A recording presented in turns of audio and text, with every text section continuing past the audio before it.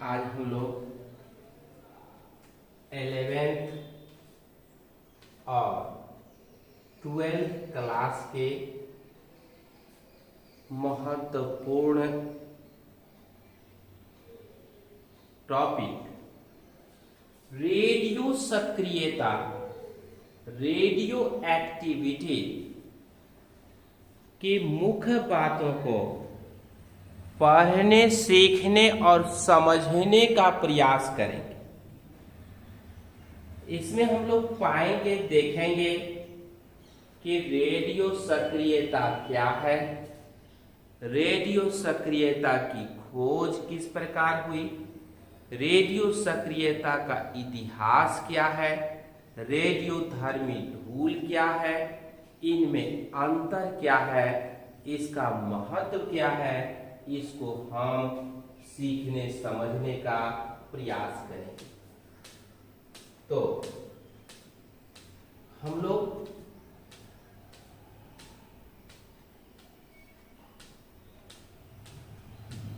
सबसे पहले रेडियो सक्रियता की परिभाषा को समझें। रेडियो सक्रियता की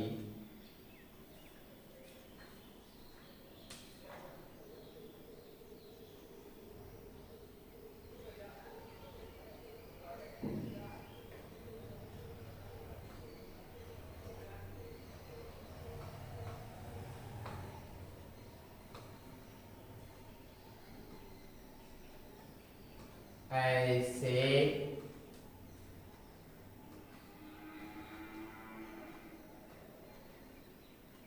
तत्व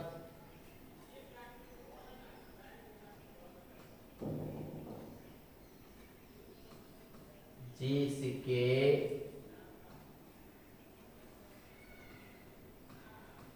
नाभिक का आकार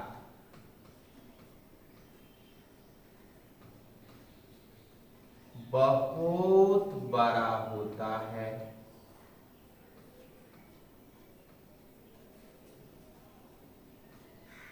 बहुत बड़ा होता है।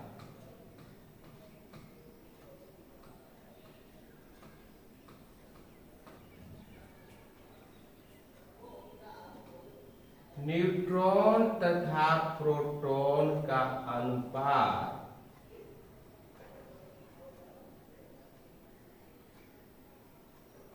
1.5 से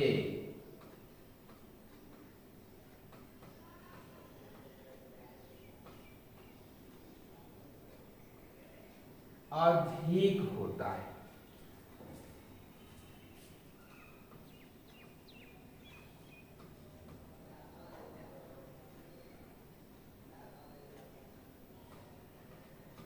अधिक होता है।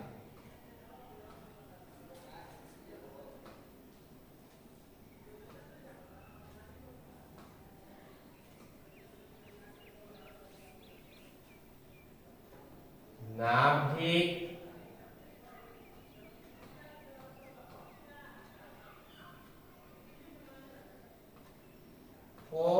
अस्थाई होते हैं,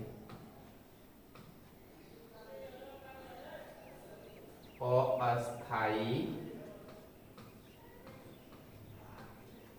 होते हैं। इन नाभिकों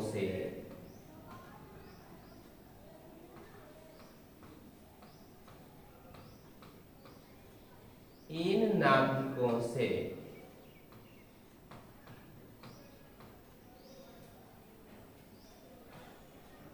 अल्फा किरण,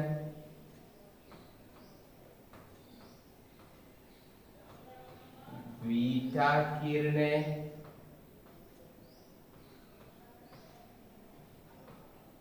तथा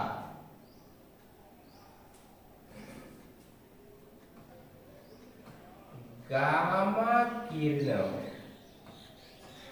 जिसको सम्मिलित रूप से रेडियो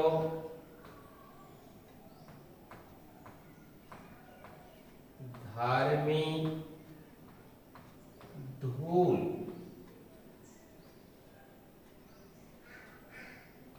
कहा जाता है कि स्वतः मतलब अपने आप उत्सर्जित होते रहने की घटना को होते रहने की घटना को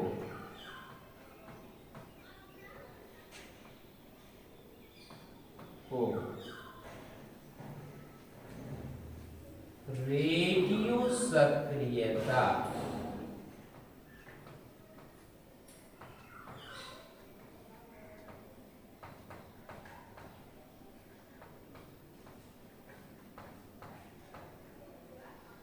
रेडियो सक्रियता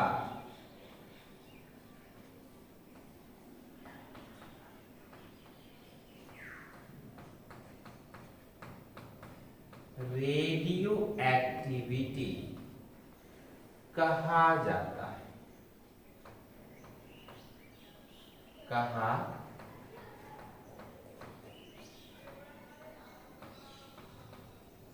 जाता है और यह ऐसे तत्व जिसके नाभिक का आकार बहुत बड़ा होता है, न्यूट्रॉन तथा प्रोटॉन का अनुपात कितना 1.5 से अधिक होता है। ऐसे नाभिकों से रेडियोधर्मी धूल या अल्फा बीटा तथा गामा किरण के स्वतः उत्सर्जित होते रहने की घटना को रेडियो सक्रियता कहा जाता है। कहने का मतलब कि ऐसे तत्व जिसके परमाणु के नाभिक अस्थायी होते हैं, इन अस्थायी नाभिकों से अल्फा बीटा तथा गामा किरणें रेडियोधर्मी धूल के रूप में स्वतः उत्सर्जित होती रहती है। इसी को हम लोग कहते हैं रेडियो सक्रियता।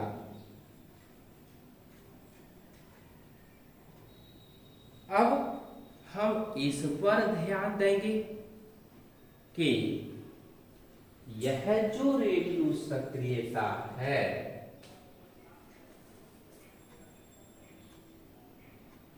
रेडियो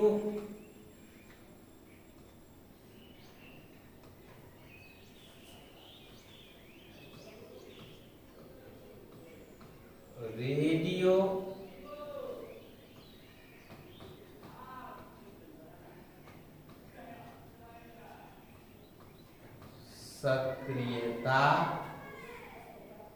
के प्रकार रेडियो सक्रियता के प्रकार पर हम विचार करेंगे तो आप जानते हैं कि यह जो रेडियो सक्रियता है 3 प्रकार का है। एक को हम लोग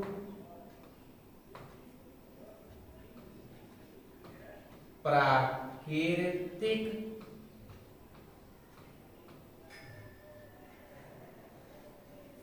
रेडियो सक्रियता कहते हैं।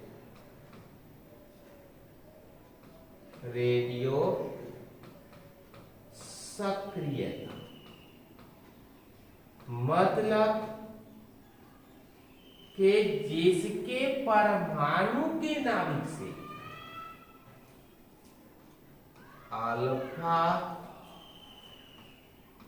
बीटा तथा गामा रेज का उत्सर्जन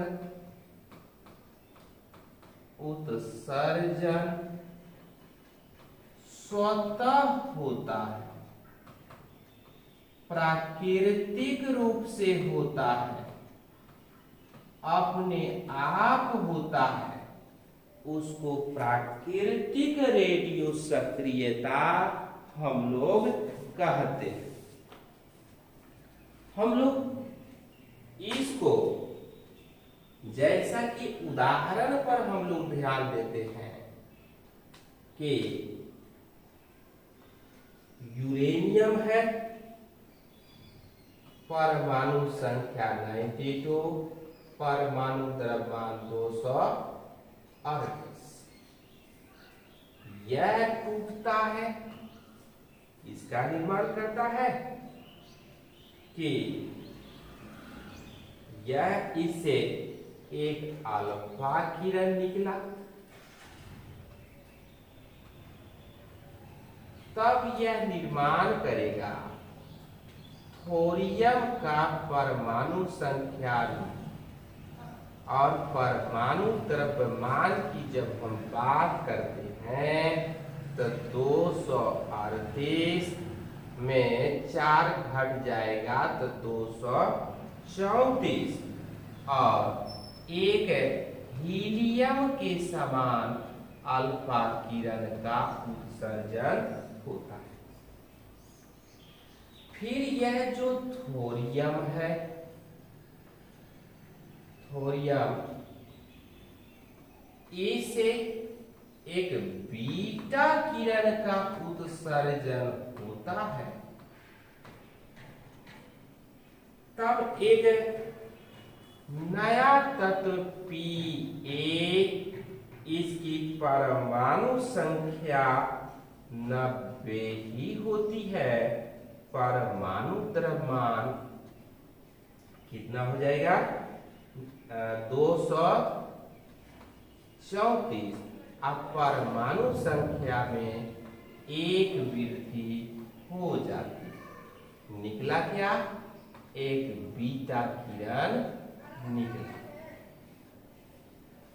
उसके बाद प्राकृतिक रेडियो सक्रियता के बाद हम बात करते हैं दूसरा कृत्रिम रेडियो सक्रियता। कृत्रिम रेडियो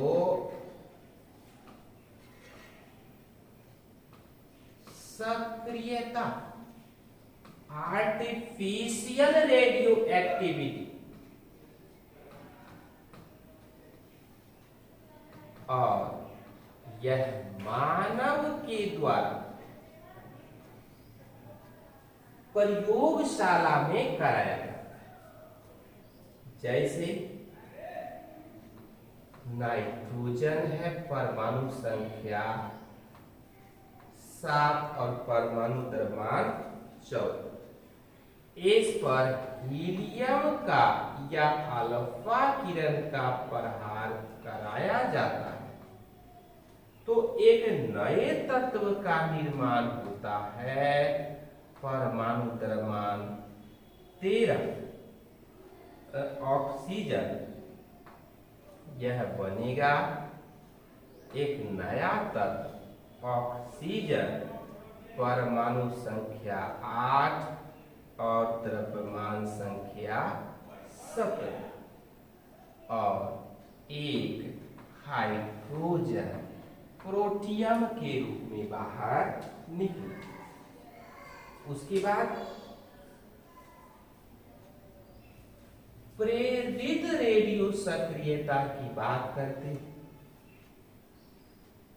कृत्रिम रेडियो सक्रिय तत्व को जब मनुष्य फेंक देता है तो उससे अल्फा बीटा गामा किरणें स्वतः उत्सर्जित होने लगती है और इसको हम कहते हैं प्रेरित रेडियो सक्रियता। प्रेरणा को प्राप्त करें अल्फा बीटा गामा किरण का उत्सर्जन करता है। जैसे बोरन है, इसमें एक हीलियम का प्रहार कराते हैं, तब यह बोरन जो है क्या बनाता है, 7 और 13 प्लस 1 न्यूट्रॉन बाहर निकलता है। फिर इसके बाद यह जो नाइट्रोजन 7 और 13 है, इसे क्या होता है, कार्बन 6 और 13 प्लस 1 इलेक्ट्रॉन का उत्सर्जन होता, अर्थात यहाँ पर बीटा रेज बाहर निकलती है। तो इस प्रकार से आप देखते हैं, जानते हैं कि रेडियो सक्रियता 3 प्रकार का होता है। एक को प्राकृतिक रेडियो सक्रियता, दूसरे को कृत्रिम रेडियो सक्रियता और तीसरे को हम लोग प्रेरित रेडियो सक्रियता कहते हैं। अब हम इसकी मूल बात को और अच्छी तरह से सीखने और समझने का प्रयास करते हैं। जैसा कि आप जानते हैं कि रेडियो सक्रियता की खोज हेनरी बैक्वेरेल नामक वैज्ञानिक ने की थी। किसने किया था? हेनरी बैक्वेरेल नामक वैज्ञानिक ने रेडियो सक्रियता की खोज की। आगे चल करके इस काम को मैडम क्यूरी और उसके परिवार के सदस्यों ने आगे बढ़ाया।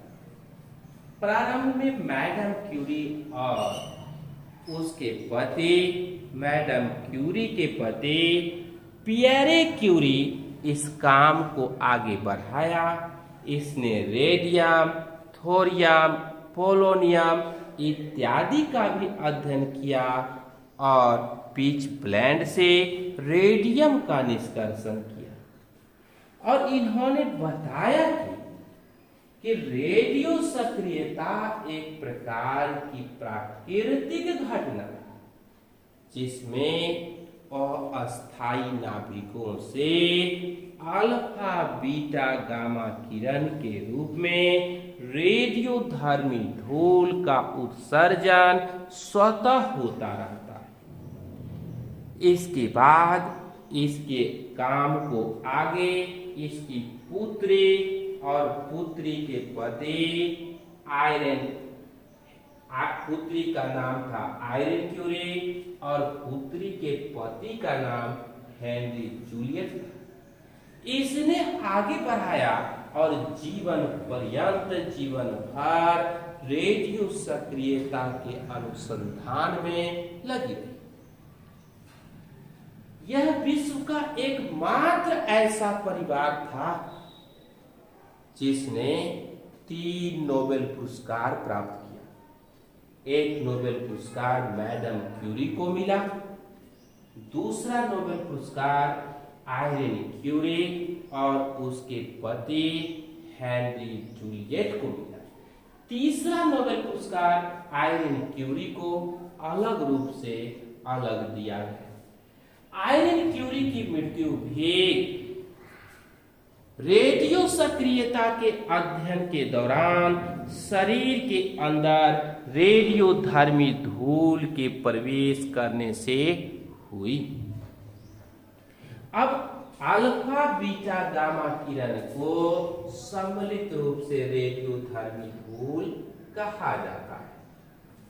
देखिए यहां पर यह रेडियो सक्रिय तत्व, इस रेडियो सक्रिय तत्व को शीशे के पात्र में रखा गया है, इसलिए कि शीशे के पात्र को पार करने की क्षमता, भेदने की क्षमता रेडियो सक्रिय तत्व से निकलने वाली अल्फा बीटा गामा किरण में नहीं। एक छिद्र के द्वारा अल्फा बीटा गामा किरण को बाहर निकाला जाता है, तो आप देखते हैं कि जो गामा किरणें सीधी सरल रेखा में गमन कर जाती है, यह गामा किरणें सीधी सरल रेखा में गमन कर जाती है। और आप देख रहे हैं चांद, अल्फा किरणें विद्युत चुंबकीय क्षेत्र के निगेटिव पोल ऋण ध्रुव की ओर मुड़ती है और इससे प्रमाणित होता है कि यह जो अल्फा किरण है धन आवेश। उसके बाद बीटा किरणें विद्युत चुंबकीय क्षेत्र के धन ध्रुव की ओर मुड़ता है, पॉजिटिव पोल की ओर मुड़ता है, जिससे पता चलता है कि इलेक्ट्रॉन के समान जो यह बीटा किरणें हैं ऋण आवेशी। उसके बाद हम जिस रेडियोधर्मी धूल की बात कर रहे हैं यह 3 प्रकार का है, अल्फा किरण, बीटा किरण और गामा किरण। उसके अंतर को भी हम लोग समझते हैं कि हम इसके आवेश की बात करते हैं।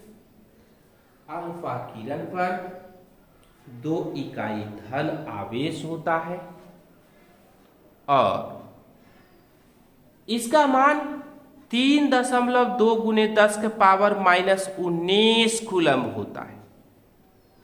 बीटा किरण पर इकाई ऋण आवेश होता है, इसका मान 1.6 × 10⁻⁻19 कूलम्ब होता है। गामा किरण पर किसी भी प्रकार का कोई आवेश नहीं।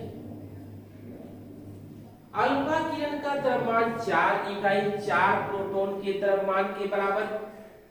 अब बीटा किरण का द्रव्यमान 1 इलेक्ट्रॉन के द्रव्यमान के बराबर होता है। तुलना करते हैं तो हीलियम परमाणु के द्रव्यमान के बराबर, हीलियम के समान अल्फा किरण, इलेक्ट्रॉन के समान बीटा किरण। अल्फा किरण का वेग सबसे कम होता है। अल्फा किरण का जो वेग है, वेलोसिटी है, सबसे कम होता है। और अल्फा किरण का जो वेग है, जब हम वेग की बात करते हैं तो सबसे अधिक वेग इस गामा किरण का होता है। उसके बाद आयनीकरण की क्षमता सबसे अधिक अल्फा किरण में है, बीटा में उससे कम, सबसे कम गामा में। भेदन क्षमता सबसे अधिक गामा में है, सबसे कम अल्फा में। संवेग अल्फा का अधिक होता है और गामा का सबसे कम होता है। अल्फा किरण का वेग प्रकाश के वेग के 10वें भाग के बराबर होता है। प्रकाश के वेग के 10वें भाग के बराबर होता है और बीटा किरण का वेग प्रकाश के वेग से थोड़ा कम होता है और गामा किरण का वेग प्रकाश के वेग के लगभग बराबर होता है। अब इसकी बात हम इसके महत्व की भी बात करते हैं। अल्फा बीटा गामा किरण के महत्व की जब आप बात करते हैं, महत्व की बात करते हैं,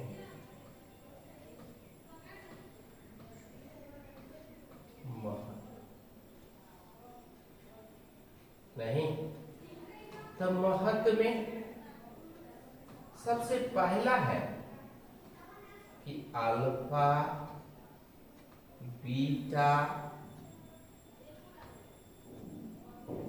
तथा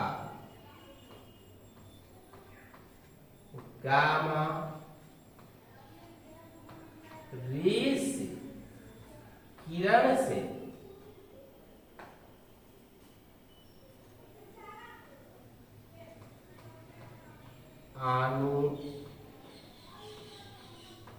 आनुवांशिक रोग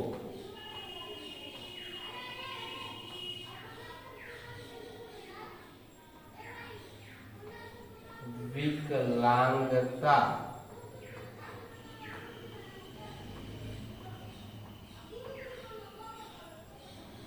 तथा जान लेवा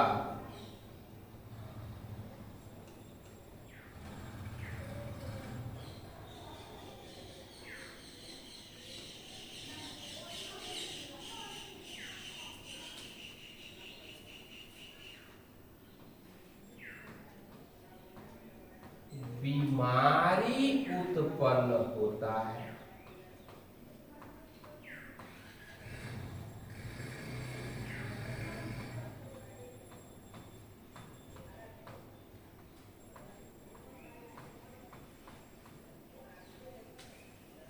इस रेडियोधर्मी धूल से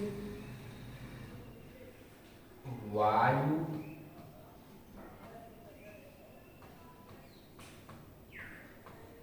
जल मिट्टी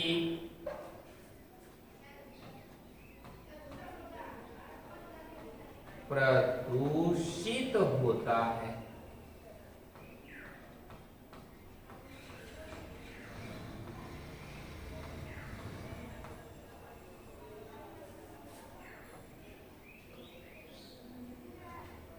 ये वन्य जीव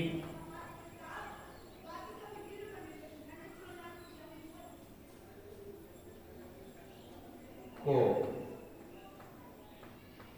नुकसान पहुंचाता है।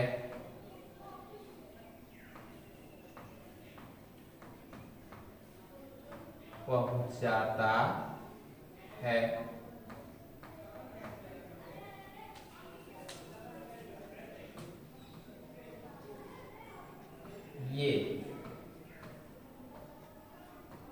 अनाज, फल,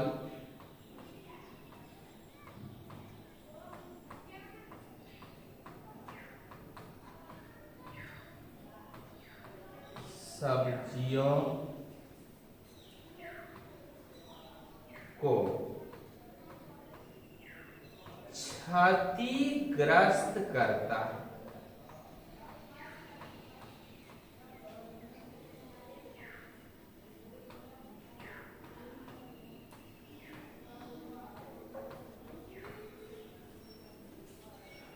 वायु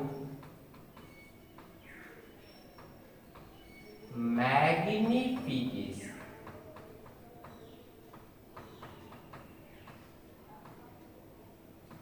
के द्वारा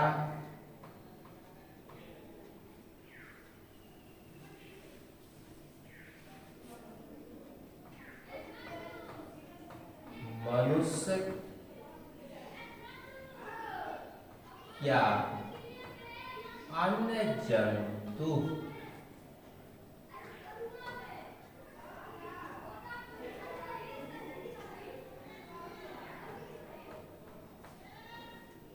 के शरीर में पहुंचकर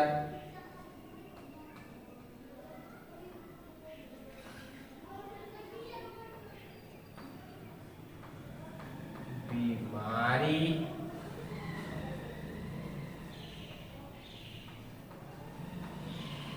उत्पन्न करता है।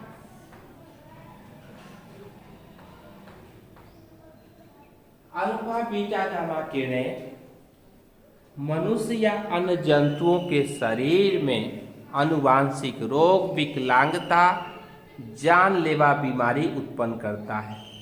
वायु, मिट्टी, जल को प्रदूषित करता है, वन्य जीवों को नुकसान पहुंचाता है, अनाज, फल, सब्जियों को क्षतिग्रस्त करता है, जैव आवर्धन या बायोमैग्निफिकेशन के द्वारा आहार श्रृंखला, आहार जाल के रास्ते से मनुष्य या अन्य जंतुओं के शरीर में पहुंच करके गंभीर रोग उत्पन्न करता है। इस प्रकार हम लोगों ने जाना कि रेडियो सक्रियता की खोज हेनरी बैक्वेरेल ने की। विस्तृत अध्ययन मैडम क्यूरी, उसके परिवार के सदस्यों ने किया। ऐसे परमाणु जिसके नाभिक अस्थायी होते हैं, उन अस्थायी नाभिकों से अल्फा, बीटा तथा गामा किरण के उत्सर्जित होते रहने की घटना को रेडियो सक्रियता कहा जाता है। और रेडियो सक्रियता 3 प्रकार का है: प्राकृतिक रेडियो सक्रियता, कृत्रिम रेडियो सक्रियता और प्रेरित रेडियो सक्रियता। फिर उसके बाद हम लोगों ने अल्फा, बीटा, गामा किरण के उत्सर्जन की बात को पढ़ा, उसमें अंतर को समझने का प्रयास किया। फिर इन रेडियोधर्मी धूल या अल्फा, बीटा तथा गामा किरण के महत्व की चर्चा भी हम लोगों ने यहाँ